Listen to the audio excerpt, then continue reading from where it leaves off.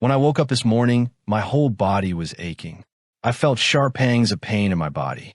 As soon as I opened my eyes, the events of the night before started replaying in my mind. And as soon as I remembered everything, I trembled with fear and agony. Last night, my brother's beautiful face suddenly transformed into that of a beast, and the way he was tormenting me, I was becoming helpless with the intensity of the pain. I was terrified just looking at him, especially when he threatened, "Don't let your mother find out. If you tell her, I'll treat you even worse." Hearing this, I was forced to think about why I couldn't tell my mother. I started realizing in my heart that this was all wrong. That's why Rayhan had specifically told me not to tell my mother. Now, when I came into the kitchen for breakfast, my mother was startled seeing my condition. She placed her hand on my forehead and said, "You have a very high fever, and why are you becoming so sluggish? What happened to you?" At the touch of her sympathy, tears burst from my eyes, and I cried uncontrollably. Seeing me like this, my mother became worried. She held my face in her hands and said, "Tell me what happened. Why are you crying so much? Until you tell me, how will I know? Stop crying and tell me the reason. I'm worried.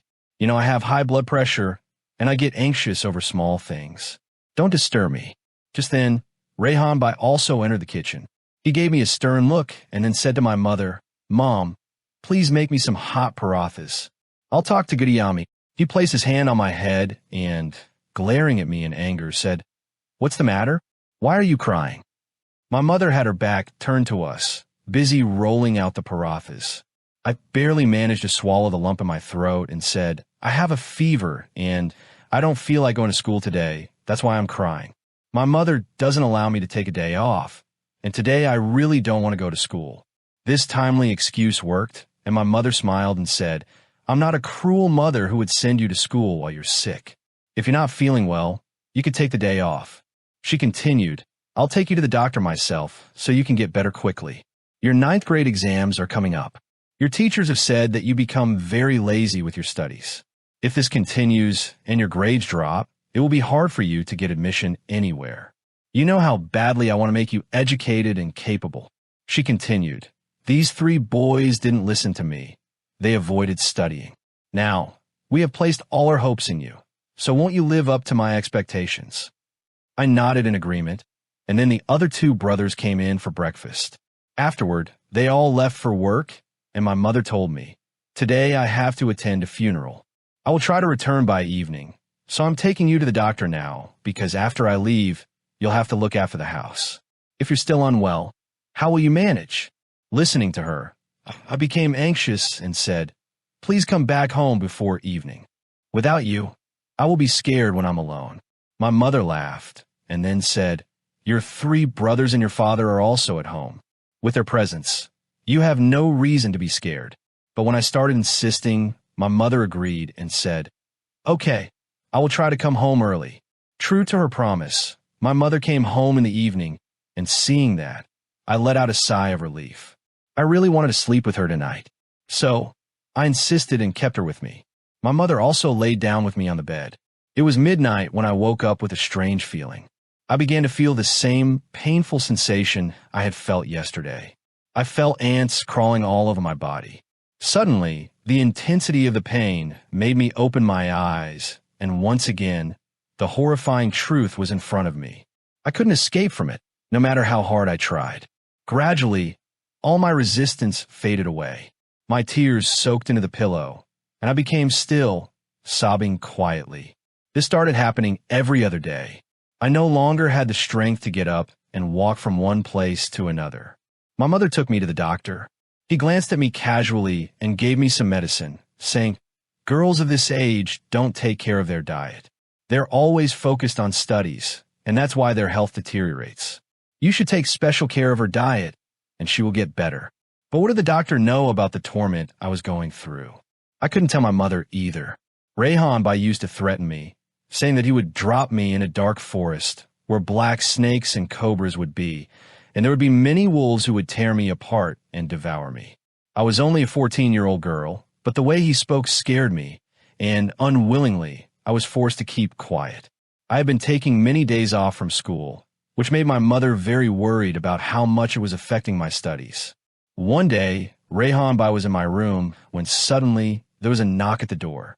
When I looked, Zain Bai was standing there. He was looking inside in disbelief. He angrily said to Rayhan Bai, "I've been noticing for days that you leave the room at night. I often wondered where you go, but I never paid attention because I was always asleep. Today, if I hadn't been awake, I would never have found out that you've been having fun alone. I'm really angry with you. Why didn't you include me?" Then the two of them began to torment me. I watched them in disbelief, thinking about what kind of brothers they were, and the pain kept increasing. Now, the two of them were torturing me together. I felt like I was walking on a thin line, living in constant agony.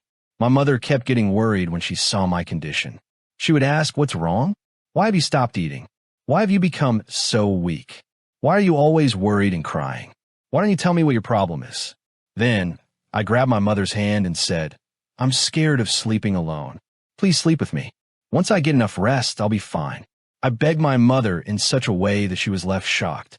She promised me that she would no longer let me sleep alone.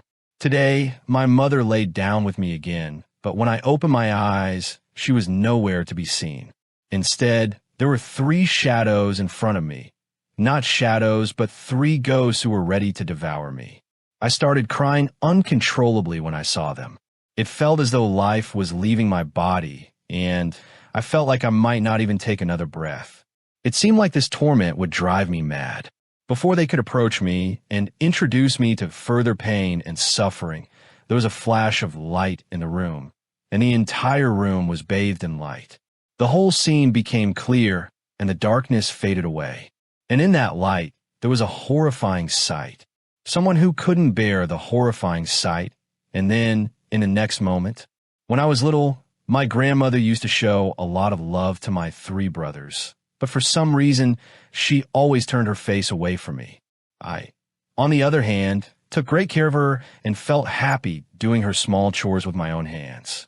I wish that my grandmother would show me the same love she showed my brothers, but for some reason, she always turned away from me and mumbled, "I don't know why my son and daughter-in-law have taken this burden upon themselves. What's the need for this child?" I would wonder in surprise, why does grandmother say such things about me? I am her blood too. Then why such hatred and indifference towards me? When I asked my parents this question, they would look at each other.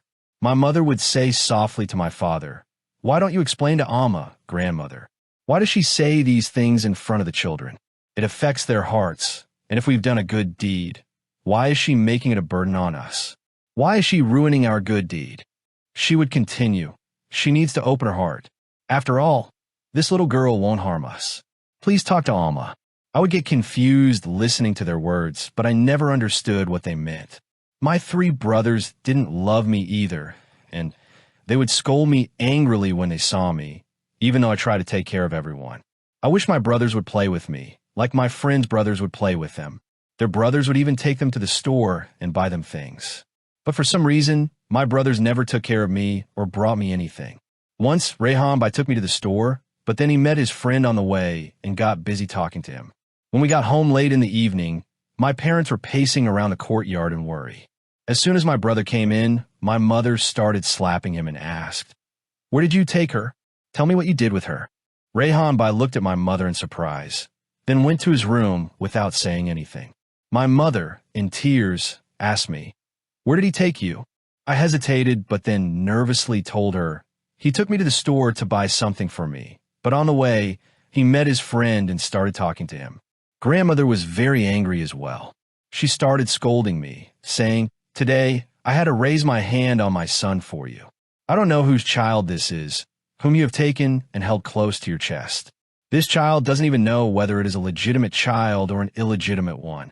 Maybe someone has stained their hands and thrown it away, and you picked up someone else's filth and brought it into your house. You've seated it on the same level as your own children.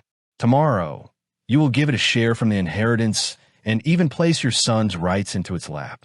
My mother lifted me and took me to the room and said to my father, "Explain to her, don't say such things."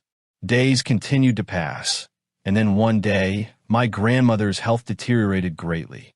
Everyone was very worried, and they took her to the hospital. My mother was praying for her while crying, and suddenly, guests started gathering in the house. It was then that I found out my grandmother had passed away and gone to Allah's mercy. After that, people continued to visit the house for many days. I used to go to her room to search for her, but then my mother told me that my grandmother would never come back. Gradually, I began to forget this, and then my three brothers' behavior toward me started changing compared to before. Now, Rayhan by showed me a lot of affection, and he would bring me plenty of chocolates and other things. But the way he showed affection was very strange to me. He loved me in a way that was very different from how my father and mother showed love, and this made me feel very uncomfortable. When he would take me to the room, I couldn't stay there, and I would run away. I wanted to tell my mother everything, but I didn't know how to explain it to her. It felt very strange to me, and I was afraid that everyone might start misunderstanding me. If my mother scolded me and said, "All brothers are like this, and they love their sisters in this way," I would stay quiet. But deep down, something didn't feel right. Then their wrong behavior toward me, causing me pain and torment, I couldn't bear it anymore. But now, with all three of them in my room, I was terrified. I felt like death was coming closer. When I opened my eyes and looked, my mother had collapsed to the ground with a thud. At that moment, all three of them rushed to my mother, and a wave of fear and terror swept through the entire house. My mother had fainted, and no matter what, she couldn't regain consciousness. Slowly and cautiously, they woke up my father.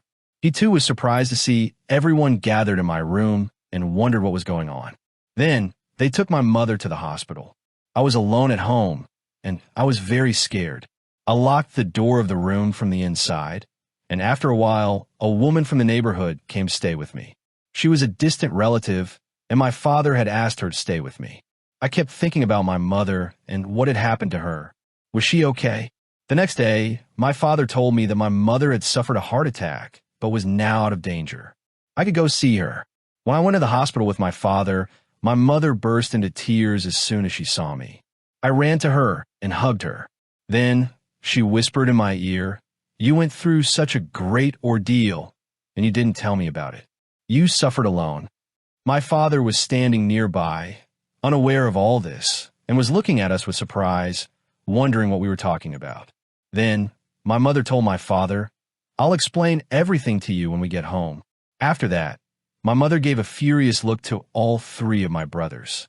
She was not talking to them. The next day, when my mother was discharged and came home, she looked very weak. Women from a neighborhood and female relatives came to visit her. My father had arranged for a maid as well, because taking care of so many guests and arranging tea and snacks for them was too difficult for me to handle alone. At night, when everyone started to lay down to sleep, my mother pulled me close to her, and my father was even surprised that my mother wouldn't leave me alone for a single moment. For many days, guests kept coming to the house. There were many guests who stayed the night as well, so we didn't have the chance to talk amongst ourselves. The three brothers were hiding in corners, and they never came in front of me or my mother after returning home. My father couldn't understand what was going on. After a few days, when the guests stopped coming and my mother's health had improved, my father said, "Finally, tell me the truth about all this. What kind of riddle is this? What game are you all playing? You're going to make me go crazy. What is going on? Can someone tell me?" Then my mother, while crying, told my father everything. She then said to me, "Why didn't you tell us all this? How long has this been happening to you?" I was ashamed to talk about it in front of my father, but I told my mother everything, that Rayhan had started this behavior a long time ago. My father looked at me in disbelief. Then my father called all three of my brothers into the room and asked them about it. They lowered their heads in shame. My father was very angry with them, and he was so furious that he felt like shooting them. Then my mother made a revelation to me, and I was left stunned. My mother said, "Actually, you're not our biological daughter. You are our adopted daughter." I was shocked. For all these years, my parents never made me feel that I wasn't their daughter. It was a day during the winter season when everyone was huddled under warm blankets in their homes. Your father was going to the mosque for far prayers when he heard the cry of a small child from the street. He was surprised to see who would throw such a small child outside at this hour. When he looked carefully, he saw a tiny form wrapped in a blanket outside the mosque. He immediately picked it up and brought it home. "This is how you came into our house." My mother-in-law objected to keeping someone else's child in our house. "But how could we be away from you? You were such an innocent and lovely child. We didn't know anything about your parents, why they threw you out in such cold weather. How could they separate a little angel from themselves? Maybe they had some compulsion that prevented them from raising you. But it had always been my wish for Allah to bless me with a daughter. Due to some complications, the doctor had told me clearly that after 3 children, I would never be able to become a mother again. And then, seeing you, my long-standing wish was awakened again. When I saw you, I felt that you came into this world to fulfill my wish. I never wanted to tell you this truth, but now the situation has become such that I have to tell you everything. And now I feel ashamed of myself because I did everything to raise and nurture you, but I couldn't protect you. I had forgotten that my 3 sons are non-mahram, strangers, to you. The truth is, their late grandmother hated you. She never liked you and never considered you as a daughter. That's why your grandmother planted this thought in your brothers' minds that you are not their real sister, although your father and I tried very hard to make you feel like a true sibling. But what your grandmother whispered in your brother's ears at a young age showed its effects. I never thought that I needed to protect you from them. They knew it, but you were unaware. I don't know why I couldn't understand your fear. I should have told you from the start to be cautious around them, but I made the mistake of keeping you unaware of all this. However, it's not too late. Remember, they are your brothers, but they're not your real brothers. I am at fault because I took on the responsibility of raising you, but I didn't do it properly. I didn't want you to know that you're not our biological child because you were already troubled by your grandmother's behavior. We didn't want you to feel inferior. Allah is my witness. We loved you more than our own children. My mother's face was wet with tears. I was also very saddened to learn this truth. Then my mother hid me under her wings. She would take me to school and bring me back, and at night I would sleep beside her. She never let me out of her sight for even a moment. But even with that, the horrifying nights still torment me. I don't think I will ever be able to forget the pain I endured. Whenever I saw the faces of those 3, I was reminded of the torment I had suffered. They had apologized to me, and they were ashamed, but I couldn't clear my heart of the anger I felt toward them. As my suffering increased, my parents sent me to a hostel. There, I started studying with full focus, and now I would only come home during the holidays.